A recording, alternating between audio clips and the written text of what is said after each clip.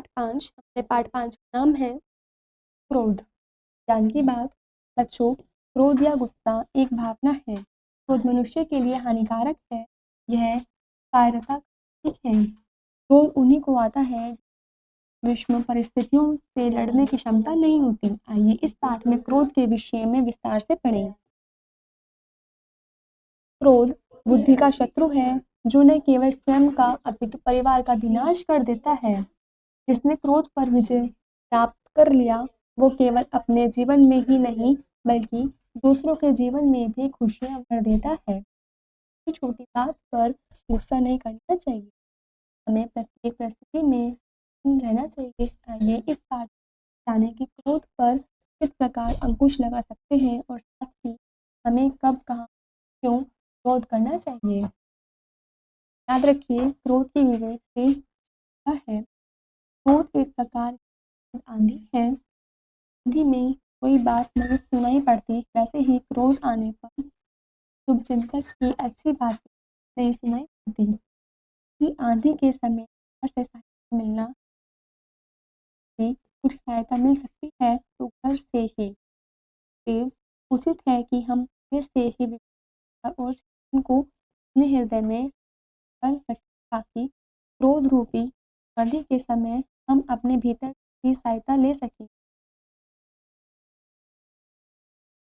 जब कोई नगर बलवान शत्रु द्वारा घेर लिया जाता है, तब उस नगर में बाहर से जो कुछ भीतर होता है वह काम आता है। क्रोधान पर भी बाहरी सहायता के भीतर विचार और चिंतन को कर रखें। क्रोध इतना बुरा विकार है कि वह उजड़ करता है, इससे भी अधिक हानिकारक है। में भले बूढ़े का नहीं रहता है। क्रोधी व्यक्ति से कभी यहाँ की सगे संबंधी भी जाने लगते हैं। क्रोधी मनुष्य प्रत्येक घटना और प्रत्येक मनुष्य बिना कारण बहुत छोटे कारण से बिगड़ जाता है।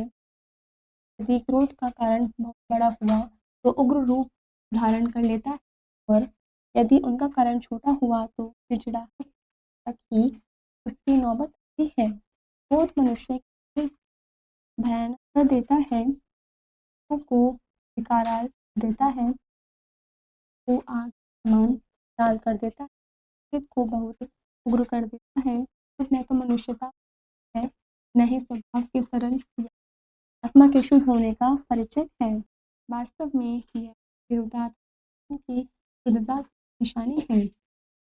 निरोगी मनुष्यों की अपेक्षा रोगियों को, युवा पुरुष की अपेक्षा बूढ़ों को, भाग्यवानों की अपेक्षा भागों को अधिक क्रोध आता है। आशय यह है कि कमजोर लोग भी अधिक क्रोध करते हैं। जो मनुष्य शुद्र है उन्हीं को क्रोध आता है, ज्ञानी उदार और सत्पुरुषों को नहीं। क्रोध आता है वह केवल दुखी नहीं होता, बल्कि क्रोध के समय लोग उनको भी वह दुख के बिना नहीं डर रहता। लोगों के सामने किसी पर नौकर चाकर बुरा कहना और क्रोध करना किसी को अच्छा नहीं लगता। इस प्रकार क्रोध करना उचित सभ्यता का लक्षण है। क्रोध के कारण पत्नी में झगड़े, मित्रों के साथ समान आना और जान पहचान वालों के साथ उठना बैठना छूट जाता है।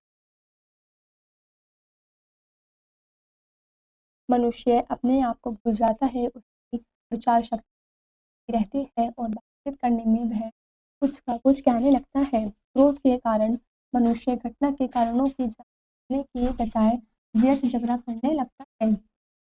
जिनको ईश्वर ने दी है उनको क्रोध घमंडी बना देता है। क्रोध विचार पर पर्दा डाल देता है, उपदेश और शिक्षा को बेस्तर कर देता, पात्र तक ही बना देता। जो लोग भाग्यवान नहीं हैं, यदि वे क्रोधी हुए तो उन पर कोई दया नहीं करता।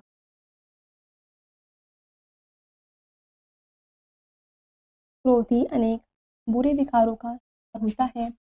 दुख भी है, द्वेष भी है, पागलपन भी है, निर्बोध। क्रोध के कारण दूसरों को चाहे इतना कलेश मिले, किंतु जिस मनुष्य है उससे अधिक क्लेश मिलता है, उसी की सबसे अधिक हानि भी होती है। क्रोध से बचने के लिए हमें चाहिए कि हम अपने मन से पहले दृढ़ता से यह प्रण लें कि हम इस दिन क्रोध नहीं करेंगे, चाहे हमें कितनी ही हानि क्यों न हो। इस प्रकार प्रण करके हमें सजग रहना चाहिए। एक दिन बहुत नहीं होता, यदि हम एक दिन भी क्रोध को जीत लेंगे, तो दूसरे दिन भी वैसे ही करने के लिए प्रण करें। इस प्रकार धीरे-धीरे क्रोध न करने की आदत पड़ जाएगी। जिसने क्रोध को जीत लिया, उसके लिए कठिन से कठिन काम करना सरल है। क्रोध को बिल्कुल छोड़ देने भी अच्छा नहीं। किसी को बुरा काम करते देख पहले मीठे शब्दों में समझाना चाहिए कि समझाने से वह उस काम को न छोड़े, तो उस पर क्रोध करना उचित नहीं। जिस क्रोध से अपने कुटुंबियों, अपने इष्ट मित्रों अथवा दूसरों का आचरण सुधरे, ईश्वर में श्रद्धा उत्पन्न हो, दया, उदारता और की प्रवृत्ति में वृद्धि हो, वह क्रोध बुरा नहीं है।